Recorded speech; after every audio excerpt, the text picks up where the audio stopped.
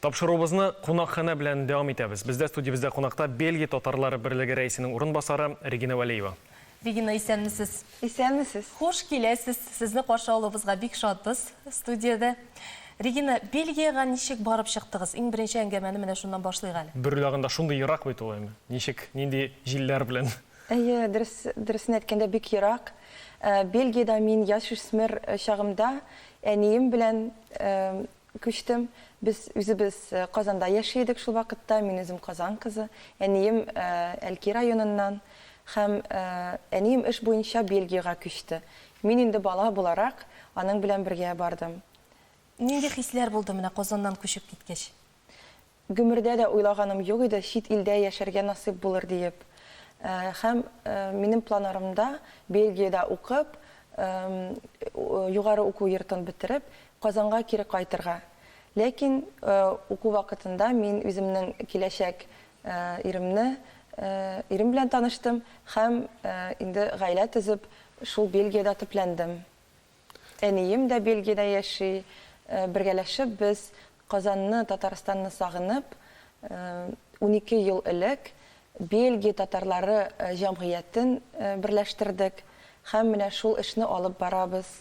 Шулай итеп сез Бельгиядә ничә ел гомер итәсез инде? Мин үзем Бельгиядә 17 ел яшим. Телегез, субханалла, безнекеннән бер белән дә аерылмый. Шул килеш калган. Гаиләдә татарча сөйләшәсезме? Ничек саклыйсыз? Әнием белән татарча аралашабыз инде. Аннан безнең бит җәмгыять, Бельгия татарлары берлеге бар һәм җыелышып, мәҗлесләрдә татарча сөйләшергә тырышабыз. Һәм элекке авыррак булды, чөнки татар радиосы яки татар кинолар, татар телевидениесе 2000 елларның башларында шундый Бельгиядә карарга мөмкинлек юк иде. Хәзерге заманда интернетта бөтен нәрсә бар, социаль челтәр аша туганнарыбыз белән, дусларыбыз белән һәр вакыт элемтәдә. Шуңа күрә якынайдык без бер-беребезгә. Анда татарлар ничек яшисең? Аларның телләре нинди дәрәҗәдә? Бельгиягә татарлар төрле илләрдән килә. Кайберләре Татарстаннан, димәк, алар Казанда яки Татарстанда мәктәптә татар телен өйрәнгәннәр. Күбесе башка илләрдән, мәсәлән, Казахстаннан, Прибалтика илләреннән, һәм аларның мәктәптә татар теле булмаган.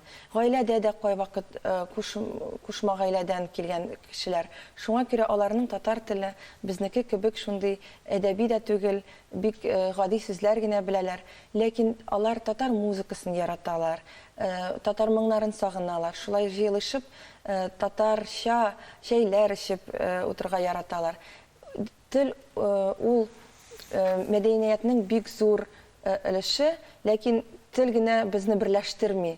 Безнең башка менталитетыбыз бер дип әйтергә мөмкин татарларның. Нинди чаралар оештырасыз? Ел сайын сабантуй оештырырга тырышабыз. Быел инде коронавирус вакытында сабантуй бик тә кичкенә генә үтте, чөнки Бельгиядә 10 кеше белән бергә генә җыелырга рөхсәт булды шул вакытта. Хәзерге көндә 3 кеше белән генә җыелышырга мөмкинлек бар. Һәм biz мастер-класслар үткәрәбез. Biz үзебезнең татарлар өчен генә түгел, Бельгия кешеләренә дә үзебезнең татарлар турында сөйлибез. Алар татарлар турында ишеткәне дә юк. Һәм без аларны үзебезнең ашларыбыз белән таныштырабыз. Бельгиянең кешеләре һәр вакыт безнең халкыбызның башка халыклар белән дус яшәвенә сокланып карыйлар. Минемчә, Татарстанда төрле религиялар, төрле халыклар бергә дус яшәве ул Европага бик матур үрнәк.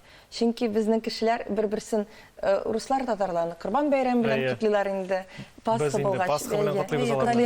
Димәк, әйе, һәм толерантность ул Европага хәзерге заманда бик зур үрнәк. Аларга бик кирәкле дә ул бүгенге көндә. Бик кирәкле, дөрес. Әйе, анда мигрантлар белән бик авыр вакыйгалар була. Артып торалар аңсымнары.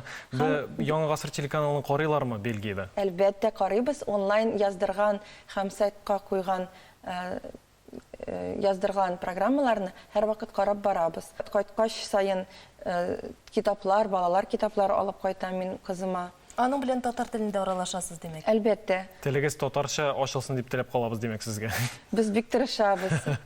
Ирегез милләте буенча кем? Ансында сорыйга әле. Ирем минем Бельгия кешесе, ләкин мин аны татарча биргә дә өйрәттем, татар ашларын да ашарга ярата. Эчпошмак яратамы? Эчпошмак ярата, күптән ясаганын тагын бер тапкыр яса әле диеп, казылык ярата. Үзе киләме соң Татарстанга? Әлбәттә килә.